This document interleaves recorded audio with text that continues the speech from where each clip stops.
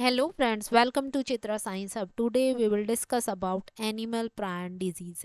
इससे पिछली वीडियो में हमने ह्यूमन प्रायन डिजीज़ डिस्कस की थी, इसमें हम एनिमल प्रायन डिजीज़ डिस्कस करेंगे। प्रायन डिजीज़ क्या है? Rare progressive neurodegenerative disorders हैं। रेयर डिजीज़ होती हैं, प्रोग्रेसिवली कॉन्टीन्यूसली बढ़ती रहती हैं। न्यूरोजेनरेटिव न्यूरॉन्स का लॉस होता है, इनमें नर्वस सिस्टम को मेनली इफेक्ट करती हैं और ये ह्यूमंस और एनिमल्स दोनों को इन्फेक्ट करती हैं प्रायन डिजीज़। और ये जो प्रायन डिजीज़ हैं ये होती हैं due to accumulation of misfolded cellular protein. एक सेलुलर प्रोटीन है जो मिसफोल्ड होकर प्रायन प्रोटीन में चेंज हो जाता है, जिसे स्क्रैपी प्रोटीन कहते हैं, PRPSC। उस प्रोटीन के एक्यूमुलेशन की वजह से न्यूरॉन्स में, ब्रेन की जो न्यूरॉन्स हैं उनमें जाके वो डिपॉजिट होता है और वहाँ पर जाकर सेल डेथ कॉज करता है। तो प्रायन डिजीज़ जो एनिमल्स में पाई जाती हैं वो है स्क्रैपी। या आपकी जो एनिमल्स के अंदर डिस्क्राइब की गई या रिपोर्ट की गई स्क्रैपी, बोवाइन स्पंजीफॉर्म एंसेफेलोपैथी जिसे मेड काउ डिजीज़ भी कहते हैं, chronic wasting disease, transmissible milk encephalopathy. अब हम डिटेल में देखते हैं डिजीज़ को। स्क्रैपी स्क्रैपी जो है पहली ट्रांसमिसिबल स्पंजीफॉर्म एनसेफेलोपैथी डिजीज़ है आपकी, TSC डिजीज़ है। ये फैटल है, बहुत घातक है आपकी, डिजेनरेटिव है और सेंट्रल नर्वस सिस्टम को अफेक्ट करती है शीप और गोट्स के। ये सबसे पहले रिकॉग्नाइज की गई थी ग्रेट ब्रिटेन में शीप में, और दूसरी वेस्टर्न कंट्रीज़ में लगभग 250 साल पहले। ये शीप गोट के अंदर रिपोर्ट की गई थ्रू आउट द वर्ल्ड, पहले ग्रेट ब्रिटेन में और उसके बाद throughout the world. Scrapie दो फॉर्म में एग्जिस्ट करती है, एक को हम कहते हैं क्लासिकल स्क्रैपी, दूसरे को नॉन क्लासिकल और एटिपिकल और नॉर 98। नॉर 98 इसलिए कहते हैं क्योंकि सबसे पहले ये नॉर्वे में डिस्क्राइब की गई थी 1998।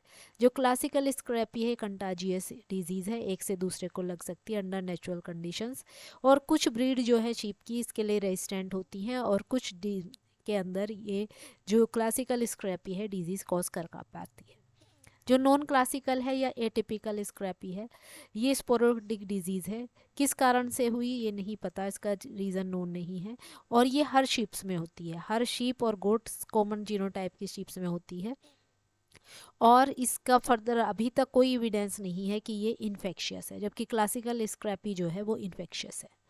क्लासिकल स्क्रैपी से जो अफेक्टेड शीप्स होते हैं उनके अंदर स्किन इरिटेशंस होती हैं, स्किन एचिंग जिसे हम प्रूरिटस कहते हैं, जिसकी वजह से शीप को जिस भी फैन से या फिक्स्ड ऑब्जेक्ट से बांध दिया जाता है उसके अगेंस्ट वो अपने आप को रब करता है, और एक्सटेंसिव रब करने की वजह से वूल जो है वो उसकी निकल जाती है। इस बिहेवियर की वजह से ही इस डिजीज़ का जो नाम है वो स्क्रैपी पड़ा है। स्क्रैपी जो है वो एंडेमिक डिजीज़ है बहुत कंट्रीज़ में, जैसे कि Europe, north America, Asia. Endemic मतलब कुछ सेलेक्टेड पॉपुलेशन या उस स्पेसिफिक लोकेशन में पाई जाती है।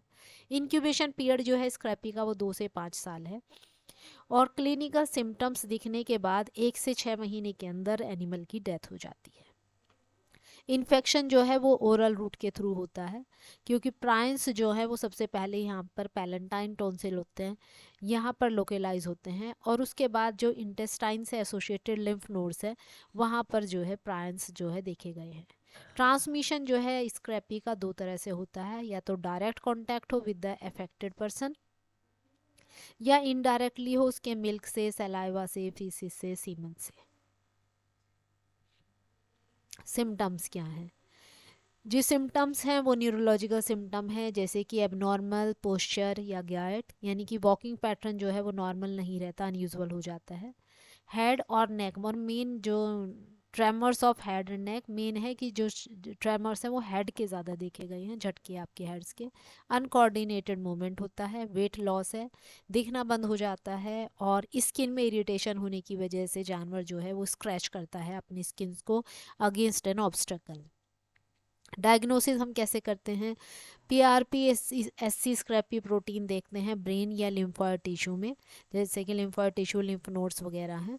किससे डिटेक्ट करते हैं हम? इम्यूनोहिस्टोकेमिस्ट्री। इम्यूनोहिस्टोकेमिस्ट्री में क्या है, एक एंटीबॉडी हम टारगेट करते हैं अगेंस्ट स्पेसिफिक प्रायन प्रोटीन, एंटीबॉडी जाके उससे बाइंड करती है और उस एंटीबॉडी से हम कोई भी एक टैग लगा देते हैं या जिसकी वजह से कलर्ड प्रोडक्ट आए या फ्लोरेसेंस आए, तो हम डिटेक्ट कर पाते हैं कि PRPSC कहाँ पर है।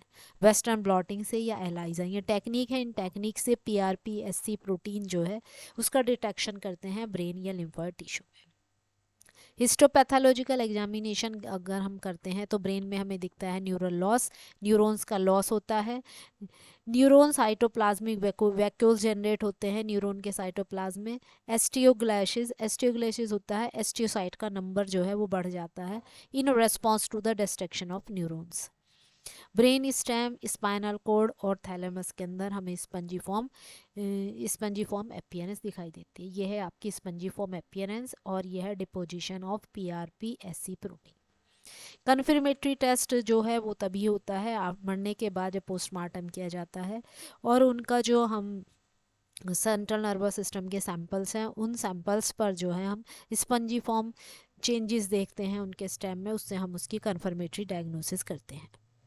दूसरी डिजीज़ बोवाइन स्पंजीफॉर्म एन्सेफेलोपैथी, जो कॉमनली मैड काउ नाम डिजीज़ से जानी जाती है।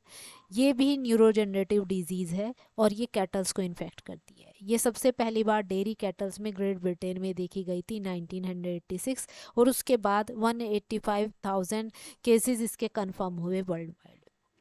जो अफेक्टेड कैटल है उसका बिहेवियर बहुत चेंज हो जाता है, उसका जो मूवमेंट है वो अनकोऑर्डिनेटेड या एक वेवी सब मूवमेंट होता है, जो जानवर है उसका स्टेगर्ड गेट होता है, जिसकी वजह से इस डिजीज़ का नाम मैड काउ डिजीज़ पड़ा है। ये भी दो फॉर्म में एग्जिस्ट करती है, क्लासिकल और ए क्लासिकल। क्लासिकल जो है BSC वो बनती है इंजेक्शन ऑफ कैटल फीड, यानी कि ऐसा कैटल फीड उसे खिलाया गया जिसके अंदर प्रायन प्रोटीन हो, उसकी वजह से क्लासिकल BSC डेवलप होती है। और इसे हम लिंक करते हैं ह्यूमंस के अंदर जो वेरिएंट क्रूसफील्ड जैकोब डिजीज़ है कि जो VCJD है इसका ओरिजिन जो है वो क्लासिकल BS से है। एटिपिकल BS से स्पॉन्टेनियसली होती है, बहुत लो रेट पे चलती है। ओल्डर कैटल्स के अंदर ये होती है, और ह्यूमंस के अंदर कोई रिस्क इसका अभी तक नहीं देखा गया कि एटिपिकल BSC ह्यूमंस में भी हो सकती है। इंक्यूबेशन पीरियड है 2 से 8 साल। साइंस आने के बाद जब इसके डिजीज़ के साइंस आते हैं तो एनिमल जो है 2 वीक टू 6 मंथ के अंदर जो है धीरे धीरे कंडीशन ख़राब होती रहती है, अल्टीमेटली उसकी डेथ हो जाती है। सिम्टम्स देखें तो अल्टर्ड बिहेवियर है, या तो नर्वस हो जाएगा या हद से ज़्यादा एग्रेशन आ जाएगा, एबनॉर्मल पोस्चर होगा, चलने में डिफ़िकल्टी होगी, इनकोऑर्डिनेशन होगा, अपना जो पीछे का पोर्शन है इसे उठाने में से दिक्कत होगी, और डिक्रीज्ड मिल्क प्रोडक्शन इनके अंदर ऑब्जर्व किया जाता है। डायग्नोसिस वही है आपकी PRPSC प्रोटीन ब्रेन स्टेम में देखते हैं तो इम्यूनोहिस्टोकेमिस्ट्री से, वेस्टर्न ब्लॉटिंग से या आपके एलाइजा से, और ब्रेन स्टेम के अंदर जब हिस्टोपैथोलॉजिकल एग्जामिनेशन करते हैं तो स्पंजीफॉर्म डिजेनरेशन वहाँ ऑब्जर्व किया जाता है। तीसरी चीज़ क्रोनिक वेस्टिंग डिजीज़, ये भी आपकी progressive fatal contagious neurological disease है, और ये डियर स्पीशीज़ में पाई जाती है, रेनडियर में, एक में, मॉस में। ये सबसे पहले रिकॉग्नाइज की गई थी as a wasting syndrome in 1967 in deer, एक वाइल्ड लाइफ रिसर्च फैसिलिटी में, और इसे एज ए TS से आइडेंटिफाई किया गया था 1978 में। पहले कोलोराडो में ये देखा गया और उसके बाद ये दूसरे स्टेट्स में भी ये डिजीज़ ऑब्जर्व की गई। इसका मेन ये कैरेक्टराइज होती है by chronic weight loss, continuous weight loss होता रहता है और जानवर जो है बहुत वीक हो जाता है, अल्टीमेटली मर जाता है। CRD जो है वो देखी गई है कि 6 मंथ के इसके जो ओल्ड एज का जो डियर है या उससे बड़ा, उसके अंदर ये डिजीज़ ससेप्टेबल होते हैं, उनमें ये डिजीज़ होती है। एनिमल्स के थ्रू फैलता है, या तो डायरेक्ट विद एनिमल कांटेक्ट या indirectly through environmental contamination of soil, food और वाटर बाय फीसिस, सलाइवा और यूरिन। या तो इन्वायरमेंट मतलब सॉयल, फूड और वाटर में प्रायन प्रोटीन हो, कंटामिनेटेड प्रायन प्रोटीन हो, या इन्फेक्टेड एनिमल के फीसिस, सलाइवा, यूरिन के डायरेक्ट कॉन्टैक्ट में आने से ये डिजीज़ फैलती है। डायग्नोसिस वही है आपकी एबनॉर्मल प्रायन प्रोटीन का डिटेक्शन ब्रेन स्टेम के अंदर या रिट्रोफेरेंजियल लिम्फ नोड, यहाँ पर होती हैं ये रिट्रोफेरेंजियल लिम्फ नोड, तो इनके अंदर PRPSC प्रोटीन का डिटेक्शन या तो इम्यूनोहिस्टोकेमिस्ट्री से या वेस्टर्न ब्लॉटिंग से या एलाइजा से, और या फिर नई टेक्निक है PMCRA और या RTQULC, इन दोनों टेक्निक से हम प्रोटीन का एबनॉर्मल प्रोटीन का डिटेक्शन करते हैं। सिम्टम्स अगर हम इसके देखें तो प्रोग्रेसिव वेट लॉस है, बिहेवियल चेंजेस है कि अवेयरनेस कम हो जाएगी, आसपास ह्यूमंस हो तो वो कोई रिएक्ट नहीं करेगा, उनका डर खत्म हो जाएगा। सेलिवेशन बहुत ज़्यादा आएगा, यानी कि सलाइवा बहुत ज़्यादा गिरेगा, मसल्स कोऑर्डिनेशन ख़त्म हो जाएगा, स्वेलोइंग में डिफ़िकल्टी होगी, और एक्सेसिव प्यास बहुत ज़्यादा लगेगी, और यूरिनेशन भी बहुत ज़्यादा होगा। अब हम देखते हैं transmissible mink encephalopathy, last disease. ये भी रेयर प्रोग्रेसिव न्यूरोलॉजिकल डिजीज़ है, और ये मिंक के अंदर पाई जाती हैं जिनकी हम फार्मिंग करते हैं, और ये कॉज होती है ड्यू टू द मतलब ये फीड के अंदर स्क्रैपी लाइक एजेंट का होने की वजह से जब उसे ये खाते हैं तो इनके अंदर ट्रांसमिसिबल मिल्क एंसेफेलोपैथी डेवलप होती है। ये पहले डेवलप आइडेंटिफाई गई थी विस्कॉन्सिन में 1947, और उसके बाद ये रिकॉर्ड करी गई कनाडा में, फिनलैंड, जर्मनी में और रशिया में। इसके जो है ये अफेक्ट करती है ज़्यादातर mink of age 1 year of age, और इसके जो साइंस हैं वो स्क्रैपी से काफ़ी मिलते हैं। इंक्यूबेशन पीरियड 7 to 12 मंथ है, और जो ट्रांसमिशन है वो ज़्यादातर ओरल रूट से होता है, और साइंस आने के 2 से 8 वीक के अंदर जो है एनिमल की डेथ हो जाती है। सिम्टम्स जो है उसकी हैबिट्स बदल जाती है, ग्रूमिंग हैबिट्स जो हैं वो जानवर की बदल जाती हैं, ईटिंग और स्वेलिंग में डिफ़िकल्टी होती है, हाइपर एक्साइटेबल हो जाता है जानवर, और अपने आप को खाने लगता है, सेल्फ बीटिंग है, और लोकोमोटरी कोऑर्डिनेशन उसका ख़त्म हो जाता है। डायग्नोसिस है ब्रेन के अंदर, हम वही न्यूरल वैकुलेशन और स्पंजीफॉर्म डीजनरेशन देखते हैं, और डेफिनेटिव डायग्नोसिस इसकी वही है, प्रायन प्रोटीन का डिटेक्शन करते हैं कि प्रायन प्रोटीन है या नहीं उसके ब्रेन के अंदर bye इम्यूनोकेमिस्ट्री evaluation.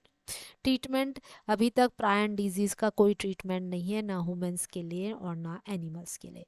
This is all about animals प्रायन disease. Thank you.